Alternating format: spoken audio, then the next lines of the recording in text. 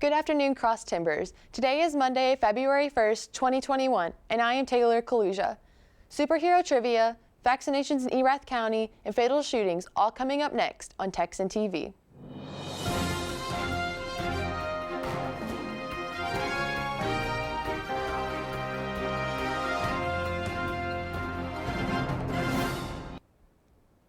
In campus news, if you are an avid superhero fan, then it is your time to shine. Tonight at 6 p.m., the Intergreek Council is hosting a superhero trivia night in the Student Center ballrooms.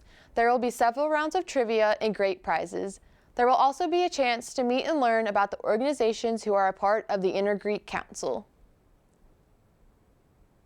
In local news, the Erath County Vaccination Center officially opened on January 29th.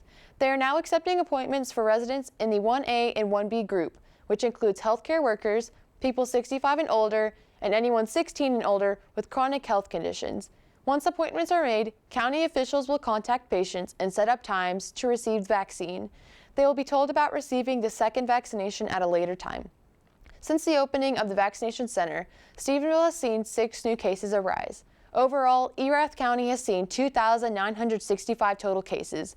There are only 188 cases that are active and 52 deaths attributed to COVID-19. And now, today's Texas, national, and international news from the Associated Press. The Texas Rangers are investigating the fatal shooting by deputies of a man who was suspected of killing his father in Lubbock County.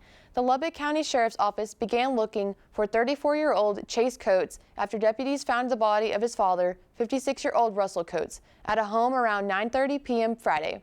The Sheriff's Office said the 56-year-old had been shot multiple times.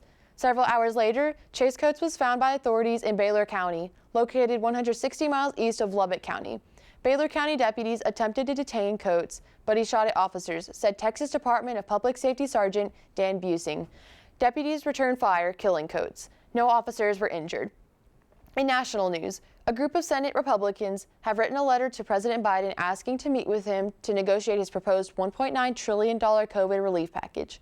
The 10 senators are counter-proposing the $160 billion be spent on vaccine testing, treatment and protective equipment, and more targeted relief than the president's plan to issue to most Americans. Ohio Senator Rob Portman is proposing that the $1,400 checks should only be sent to individuals who make under $50,000 a year and for families that make under $100,000 a year. In international news, more than 5,000 people were detained by police in Russia on Sunday during a protest. Despite threats of jail terms and warnings to social media groups, thousands of people took to the streets in Russia to demand the release of opposition leader Alexei Navalny on Sunday. The 44-year-old opposition leader was arrested on January 17th upon returning from Germany on charges of violating his parole conditions by not reporting for meeting with law enforcement. While in Germany, the United States have urged Russia to release Navalny and criticized the crackdown on protests. For more of today's national and international news, we turn to the AP News Minute. This is AP News Minute. Chanting slogans against President Vladimir Putin, tens of thousands took to the streets across Russia to demand the release of jailed opposition leader Alexei Navalny. More than 5,000 people were detained by police, according to a monitoring group, and some were beaten. Thousands of ultra-Orthodox Israelis participated Sunday in the funeral of a prominent rabbi in Jerusalem, flouting the country's health regulations banning large public gatherings. Mount Etna, Europe's largest active volcano, erupted with lava several times on Saturday night.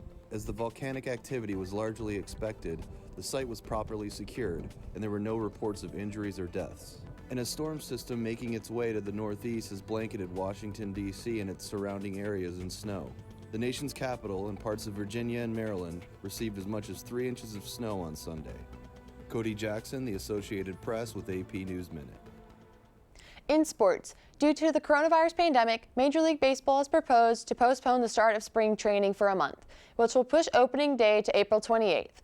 Because of this, the regular season, which was supposed to be 162 games, will now only be 158 games. To make up for the delays and the loss of the games, the Associated Press reported the MLB said, the playoffs would be expanded from 10 to 14, the designated hitter would extend to National League for the straight second season, and MLB would keep the experimental rules for 7-inning doubleheaders and beginning extra innings with a runner on second base.